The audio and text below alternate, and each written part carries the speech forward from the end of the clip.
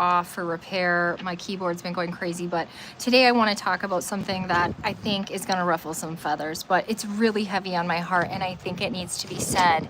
And that is for the individuals who go keto, who go carnivore, and continue to struggle with weight gain. The narrative is, and what people do is they start blaming themselves. Well, I just wasn't perfect enough. I ate something off plan and it made me gain weight. Of course, that would make me gain weight. Just absolute self-blame. I couldn't, and what it comes down to is I couldn't be perfect enough, and that's why I'm gaining weight.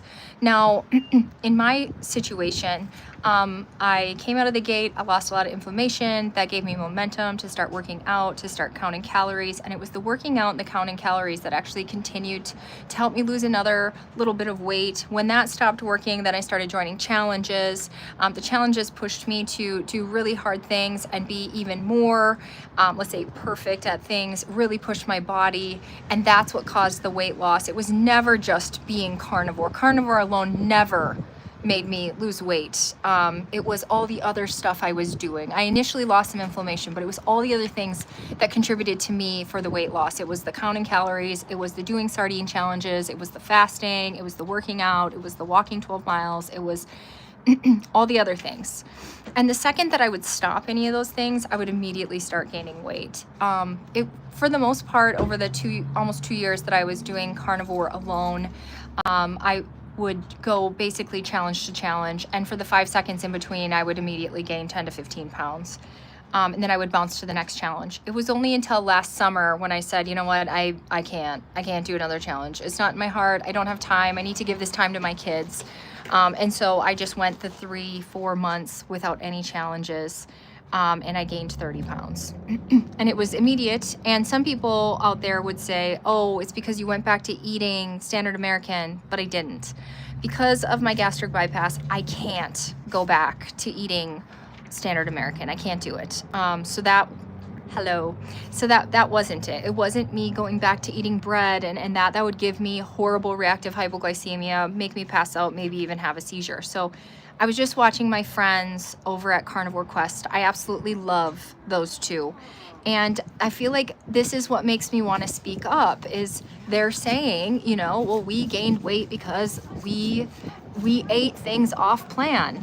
And it just breaks my heart because after trying a GLP-1, which isn't what you think it is, it's not what you think it is. It's not what I thought it was. I thought it was like a diet drug that was basically going to make me so nauseous that I didn't want to eat. I thought I was going to feel something, and I thought the reduction in eating is truly the only mechanism of weight loss, and that's not it at all. Not for me anyway. Anyway, when you look at that and then you realize, well, diet alone and exercise alone is not touching the mechanisms, the physiological mechanisms of why the people who can't lose weight on carnivore continue to struggle. Carnivore for me did not touch the fact that I wasn't processing food properly. And to be honest, I haven't my whole life. It wasn't touching the hormones that weren't working right. It wasn't touching the hormone pathways. It wasn't fixing any of the pathways in the brain that were completely disconnected and inappropriate. When I started carnivore, there was this like utopia for a second. Like there's this quieting of food noise and you're like, this is it. This is the ticket. But unfortunately, in some people like me, that noise comes back. And that's when you know you might be a candidate of someone who needs more. And I think, I don't know what the percentage is, but, you know, I always attract the people who are like me. So it feels like it's a lot of people who struggle to lose weight and keep it off with carnivore. Now, for me, it's not a matter of maintaining carnivore. That's what I need to eat because of my surgery. So it's not a lack of this, you know, it's not a lack of that. It's a lack of, for me, carnivore isn't a weight loss diet. Carnivore is a great way to nourish yourself. Carnivore is a great way to be full. Carnivore is a great way, I don't know if it cures mental health, but it reduced enough mental inflammation that I no longer have chronic anxiety at all. It can reduce a lot of food reactions, but the thing is it doesn't cure the food reactions, because the second you go back to eating the other things, you still have those issues. It doesn't to me, it doesn't seem to cure chronic illness. It just seems to slow it down in a lot of cases. And I could be totally wrong, but this is just my experience. So I'm just sharing from my heart that if you're out there, you've been struggling with it for years, please stop blaming yourself. It's not because you're not perfect enough. It's because you need more tools that address what's going on underneath. For me, adding a GLP-1 and now playing around with some other peptides has been amazing. And what is this GLP-1? Like, you know, they call it Ozempic, Zepbound, Wegovy, Mounjaro, semaglutide, tirzepatide. What is it? What it is a peptide that acts like something in your body recognizes it, and it helps the pathways align. I really don't feel anything. I just know that I eat, I get full, and I move on with my day. I can eat my full meals. I just ate 3 burger patties from McDonald's and 3 pieces of cheese. Sometimes I can eat 4, but I only ordered 3, and today I wish I ordered 4. For breakfast, I had 4 eggs, 2 sausage patties, and 2 pieces of cheese. And likely before dinner, I will probably eat some fish, some smoked salmon, something, you know. And then I also have coffee with some half and half. So every day I'm eating probably 2,000 to 2,400 calories a day now that I'm in maintenance, and it's going great. So I can eat food. Eating food is no problem. So for me, it's not just an appetite suppressant. It's a hormone. It's putting the hormones back online. It's getting the signaling in the brain. And what you don't realize until it's gone is how intrusive it is.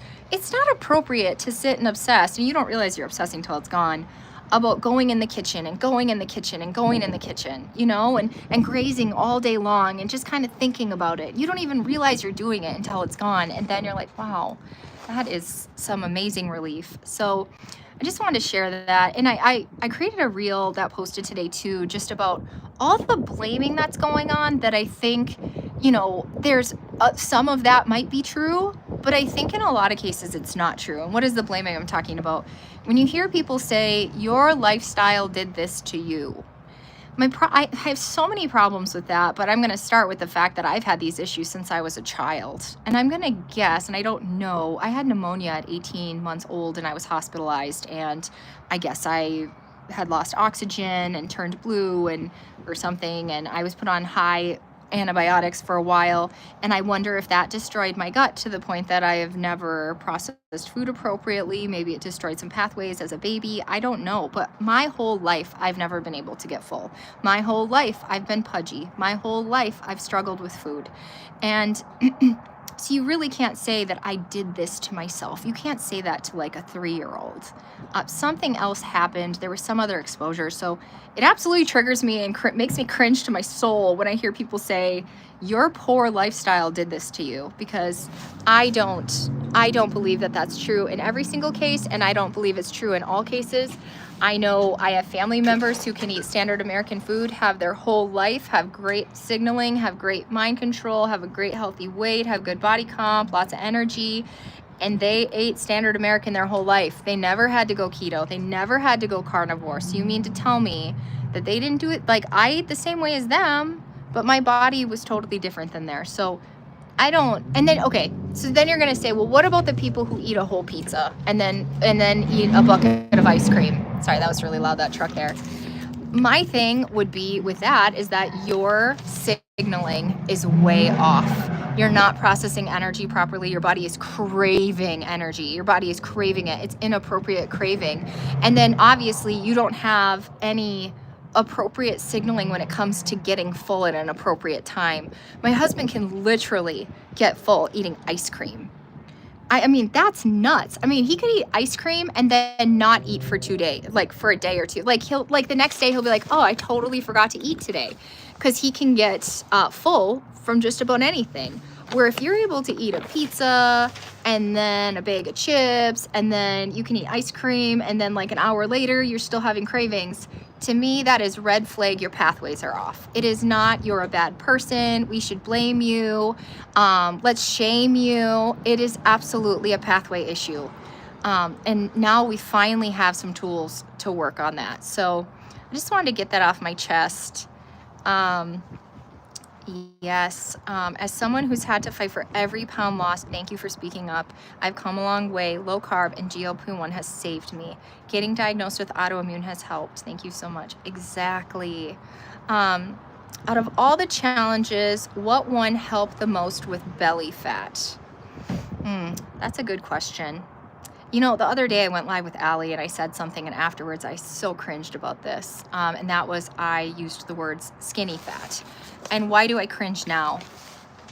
We don't get to pick where the fat comes from. We don't. Like, my fat's coming from head to my waist, and then I still have a booty and legs. It's not horrible, but it is disproportionate. And so when I said those words, later on I realized, like, we really don't get to pick. We can do the things that we can, like eating protein, and fasting and exercising and lifting weights. Maybe not as much the cardio, but more the weights, and eating meat-based protein, not, you know, a lot of the supplement protein, not a lot of the processed protein, but like truly meat-based protein. That's the best I think we can do, and make sure we're drinking our water, and getting rest so that we can have the best hormone regulation we can. That's another thing. Optimize your thyroid and your hormones, get those checked. If you need some supplementation, maybe you do, and that's going to be your best bet. Now, I can say I have been injecting my GLP-1 mostly in my stomach. Excuse me.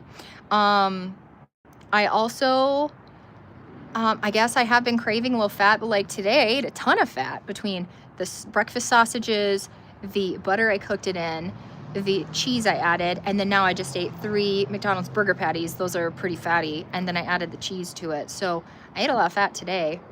I feel really truly like sardine fasting.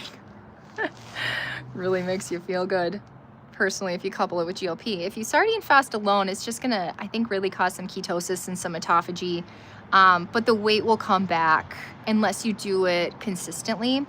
But one time I did it consistently, Monday, Tuesday, Wednesday, all summer, and then 3 months later my hair fell out. So I don't know. I'm also a sensitive person with hormone issues, so I'm not saying that's going to happen to you if you do it Monday, Tuesday. You know, Dr. Boz has been fasting 3 days a week for, what, years now, and her hair hasn't fallen out. So I'm not saying that that's going to be an issue every single person has, which goes back to the, we don't get to pick how our body chooses the weight loss. The best thing we can do is go slow, and that will be the most muscle preserving, the most bone preserving. I can say I went and had a body scan. My bone density was off the charts. So through this through this weight loss, I have maintained my bone, and I believe I've maintained a bit of muscle by really focusing on weightlifting and eating the protein. Yeah, so I just wanted to get that off my chest of, if you're out there struggling with carnivore or keto, either you're struggling to lose weight, or every time you just breathe for a second, you gain all your weight back. To me, that's not an indicator that there's something that you're doing wrong. That's an indicator that you need to address the underlying mechanisms that are causing the weight gain, and that is that your body's not processing energy properly. We hear so commonly, people will say, and this is what would ruffle people's feathers, that keto or carnivore cures diabetes.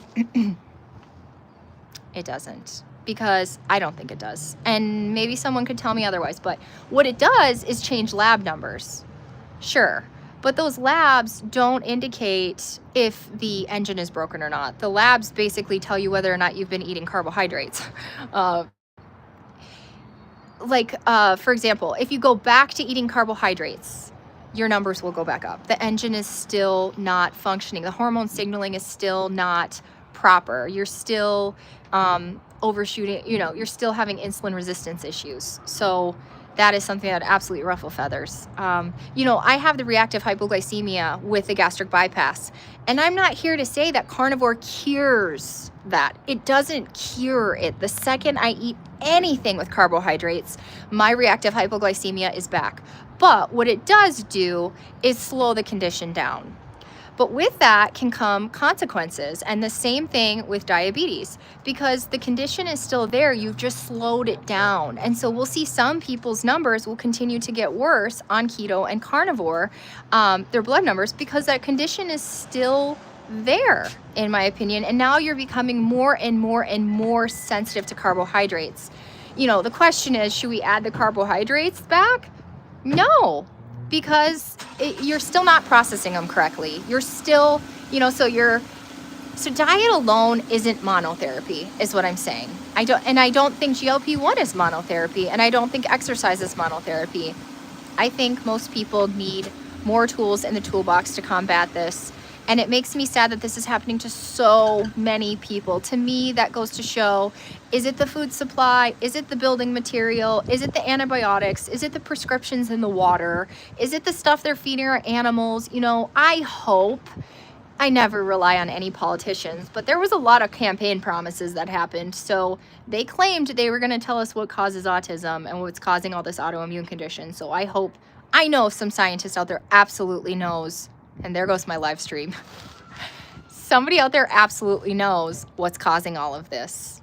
And I hope that it comes to an end. In the meantime, people have, I want to say it's nerve and gut damage, and diet and exercise alone for a lot of people isn't enough to combat it. At least it's like chronic and continuing to struggle with the fight. So for me, these peptides have been amazing. This morning, I think I weighed in at 138. In high school, I was 165. After The Biggest Loser, I was essentially 165, and then I drank some water and I was 175. After gastric bypass, I got down to 165, drank some water, 175. Carnivore, I dipped into 158, but I quickly was constantly fighting not being in the 170s and 180s. So to be consistently 138 now for months and not tracking my food, this is huge. I mean, to wake up every day and not have to be the number one thing of, today I have to get on it or I'm gonna gain 30 pounds. Today I really have to be strict or I'm gonna gain 30 pounds. And it's not a mental disorder. It wasn't in my head. That was absolutely happening my whole life. So it wasn't an obsession of weight loss. It was a fighting to not gain weight every day. And it wasn't in my head because it was actually happening over and over and over, no matter what diet, exercise, or TV show I was throwing at it. So I'm so grateful to be in a different spot today. So anyway, my kids woke up, they were napping in the car. Now they're fighting. I was gonna show you my car, but probably not supposed to show my license plate, but I drive a Kia Telluride. Anyway, I hope you guys have a great day. I just want to encourage anybody out there who's struggling, don't give up. Keep your mind open to tools that you might need. And I'm not saying it has to be GLP-1. Maybe it's something else. I don't know. There's a lot of different tools out there, but I think some people need more tools. And I just hope we can raise awareness and stop the stigma. It is not cheating. It actually addresses pathways. And once you try it, you realize, after you try it, you realize when people are saying it's cheating that it's not. It's leveling the playing field. So anyway, I hope you guys have a great day. Comment down below if you're highly offended or not. All right, bye guys.